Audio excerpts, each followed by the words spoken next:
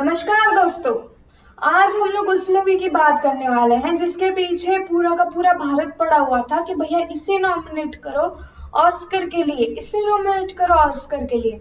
और हमारे बोर्ड ने किसी और ही मूवी को जिसका नाम है द लास्ट शो, इन हिंदी गुजराती में छेल्ला शो, जो कि सच में हो जाता आखिरी शो इस ऑस्कर में जाने वाला, बिकॉज ये भी पिट के वापस आ जाता।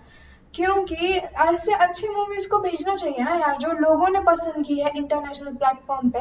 बस ऐसी ही मूवी को अब खुद एस राजामौली सर ने रजिस्टर कर दिया है फाइनली ऑस्कर के लिए। और आज हम लोग उसी का रिव्यू करने वाले हैं जिसका नाम है RRR।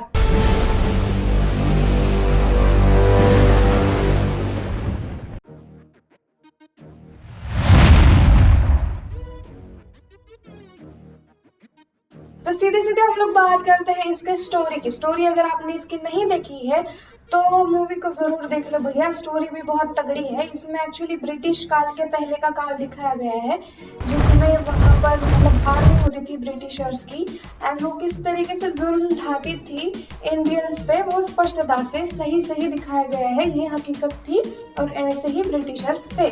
उन्हें फालतू में अच्छा दिखाने की कोशिश वगैरह यहाँ पर बिल्कुल नहीं की है, जो कि गलती शमशेरा ने की थी।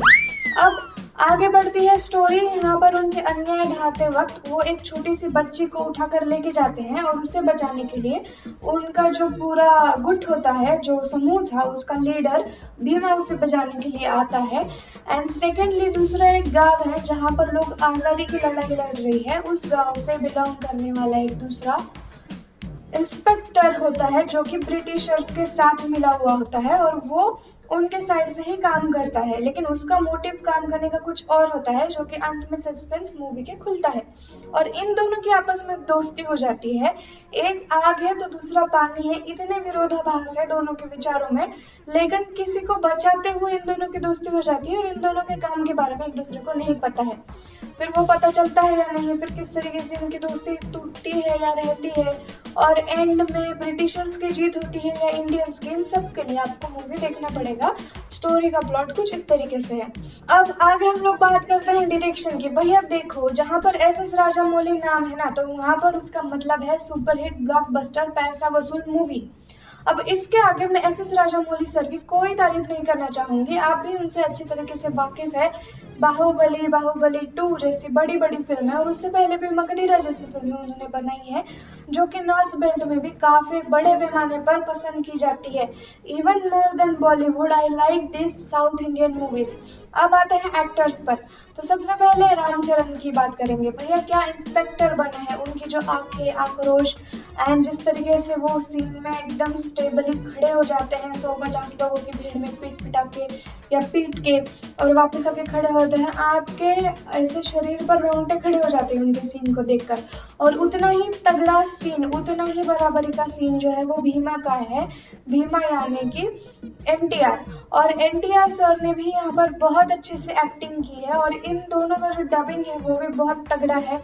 डायलॉग डिलीवरी, उनका स्टाइल, अपने दोनों का स्टाइल रखते हुए एक दूसरे को कॉम्प्लीमेंट करना मुझे बहुत पसंद आया। तीसरी सबसे ज्यादा तारीफ मैं यहाँ पर करना चाहूंगी अजय देवगन की। थोड़े से टाइम के लिए वो स्क्रीन पर आते हैं, लेकिन जो अपना तगड़ा ऑरा छोड़ के जाते हैं मूवी के अंदर, बहुत मजा आता है। वो आवाज कहीं ना कहीं वो गूंजती रहती है थिएटर से बाहर आने के बाद की, कि वो aim target, focus, aim, shoot कुछ है ना वो, और उसमें एक अलग ही पावर हमें महसूस होने लग जाती है थिएटर में जब वो डायलॉग बोलते हैं, एंड जब वो छोटा बच्चा शूट करता है, बहुत मजा आता है।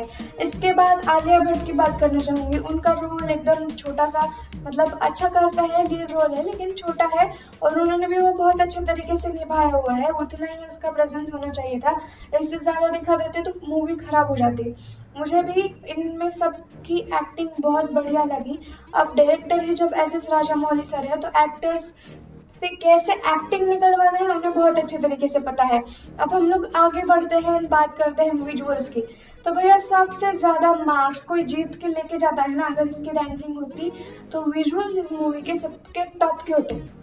अभी आपने देखा ही होगा, आदि पुरुष को लेकर हंगामा चल रहा है, तो जो बहुत अच्छे राम कोई बन सकता था तो वो रामचरण जी का जो वीडियो है वो वायरल हो रहा है सब तरफ कि देखो ऐसे होते हैं भगवान राम, ऐसे आप विजुअल्स को दिखा सकते थे। एंड वो सही भी है, उतने सही तरीके से विजुअल्स को प्रेजेंट किया गया है, वीएफएक्स को प्रेजेंट किया गया है। अंडर वाटर जो उनका सीन है हाथ मिलाने का, वो पूरा बचाने का, वो सब तरफ आग लगी होती है, वो आप उसमें फील करने लग जाते हैं कि हम भी उसी जमाने में हैं एंड हम भी उसे एंजॉय कर रहे हैं। तो विजुअल्स के लिए तो भैया फुल मार्क्स है, पैसा वसूल विजुअल्स ही कर डालते हैं, फिर बाकी सब बकवास होता तो भी चल जाता। आखिर में मैं बात करना चाहूंगी म्यूजिक की। जब इन सब को आपके साथ एक बेटर बीजीएम और सॉन्ग्स के साथ प्रेजेंट किया जाए तो उसे सुपरहिट ब्लॉकबस्टर मूवी कहा जाता है। और वो इसीलिए है, इसीलिए इंटरनेशनल प्लेटफॉर्म्स पर भी इतना ज्यादा पसंद किया गया है इसे कि इसके स्टोरी के साथ तगड़ी एक्टिंग, एक्टिंग के साथ तगड़ा डायरेक्शन, डायरेक्शन के साथ तगड़े विजुअल्स और उससे भी ज्यादा तगड़ा इसका म्यूजिक है। यहाँ पर स्पेसिफिकली बैकग्राउंड म्यूजिक की ही नहीं बल्कि सॉन्ग्स भी जो जगह जगह पर फिट किए गए हैं। इवन आखिरी में जब टाइटल्स आते हैं जो ट्रिब्यूट देने के लिए सॉन्ग बनाया गया है वो भी बहुत तगड़ा है, सही है। और इसीलिए इस मूवी को मैं 5 आउट ऑफ 5 स्टार्स देना चाहूंगी। और इसको ऑस्कर में भेजकर एक सही निर्णय लिया है राजा मौली सर ने, उनके एप्रिसिएशन के लिए मैं बस ये वीडियो बना रही हूँ। आप मेरी बातों से सहमत है या नहीं मुझे कमेंट बॉक्स में जरूर बताइएगा। अगर आपने इस मूवी को अभी तक नहीं देखा है तो भाई कौन सी दुनिया में हो, जाके देख लो। फिर मिलेंगे किसी और वीडियो में। जय हिंद।